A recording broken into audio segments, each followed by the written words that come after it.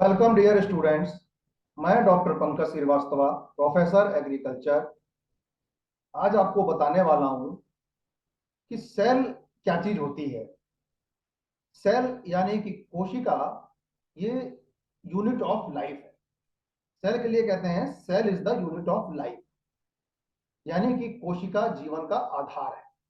इसका मतलब ये होता है कि जितने भी जीव हैं, कोई सा भी जीव ले लीजिए, चाहे हम लोग हों, ह्यूमन बींग्स, या एनिमल्स हों, या मछली हो, एवियंस हो, पक्षी जिसे हम बोलते हैं, या फिर आप और सूक्ष्म जीव की तरफ चले जाइए जो हमें आंख से दिखते नहीं है, फंगस है या बैक्टीरियाज हैं।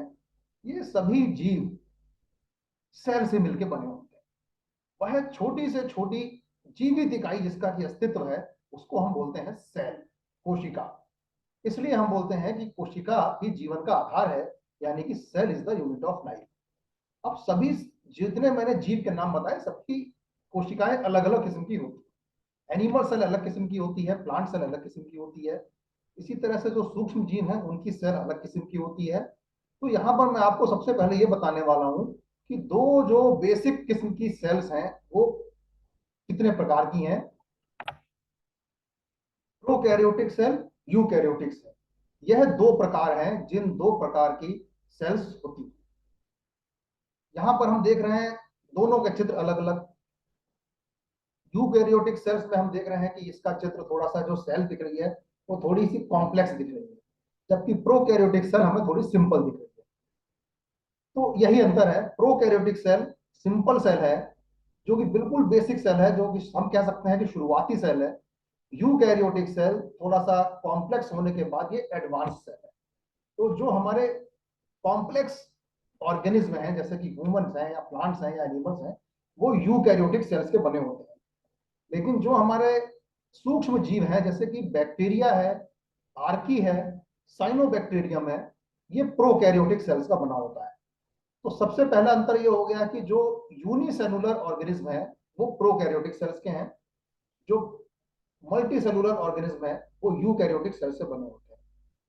कुछ यूनिसेलुलर ऑर्गेनिज्म भी यूकैरियोटिक सेल्स के बने होते हैं, जैसे कि अमीबा।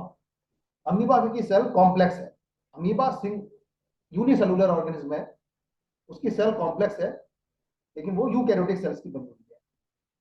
इसी तरह से फंजाई, फंजाई तो मल्टी सेलुलर ऑर्गेनिज्म है और वो यूकैरियोटिक सेल्स का बना हुआ है।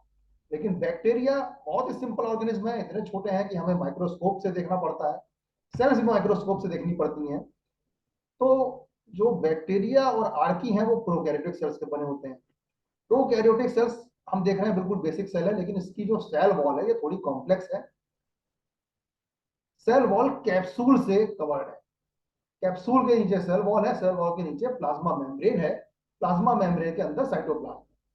इसके अंदर किसी भी तरह का हम माइटोकॉन्ड्रिया या क्लोरोप्लास्ट या न्यूक्लियस कुछ भी नहीं देख रहे। कैप्सूल के साथ पाइलस और फ्लैजिलम दिया हुआ है, जो यूनिसेलुलर ऑर्गेनिज्म को मूव करने में मदद करता है। जाहिर सी बात है, बिना डीएनए के, बिना न्यूक्लियोटाइड के सेल कोड कैरी नहीं कर सकती, रेप्लिकेशन नहीं कर सकती, मल्टीप्लाई नहीं हो सकती।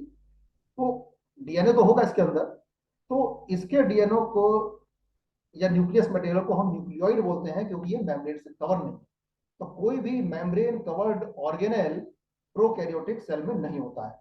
इसकी तुलना में अगर हम यहाँ पे यूकैरियोटिक सेल देखेंगे तो ये थोड़ी हमको बड़ी दिख रही है। बिल्कुल जाहिर सी बात है, प्रोकैरियोटिक सेल साइज में छोटी होती है, यूकैरियोटिक सेल साइज में बड़ी होती है। इसके अंदर ट्रू न्यूक्लियस है, इसलिए इसको हमने न्यूक्लियस नाम दिया है, जबकि इसके अंदर ट्रू न्यूक्लियस नहीं है, इसलिए इसको हमने न्यूक्लियोइड्स नाम दिया है। इस ट्रू न्यूक्लियस के अंदर न्यूक्लियोलस है और बाकी जेनेटिक मटेरियल, डीएनए या क्रोमैटिड्स इसके अंदर पाए जाते हैं। तो ये न्यूक्लियस मेम्ब्रेन से कवर्ड है, इसलिए हम इसे ट्रू न्यूक्लियस कह रहे हैं। फिर इसके अंदर ऑर्गेनेल्स जो है, जैसे ये माइटोकॉन्ड्रिया है, क्लोरोप्लास्ट है या गोल्गी बॉडी है, लाइसोसोम्स है, ये जो भी ऑर्गेनेल्स हैं ये मेम्ब्रेन से कवर्ड है, तो ये सब ट्रू ऑर्गेनेल्स हैं। जबकि आप यूकैरियोटिक सेल्स में देखेंगे, प्रोकैरियोटिक सेल्स में देखेंगे, राइबोसोम्स बिखरे पड़े हैं केवल, बाकी कोई मेम्ब्रेन कवर्ड ऑर्गेनेल्स नहीं है।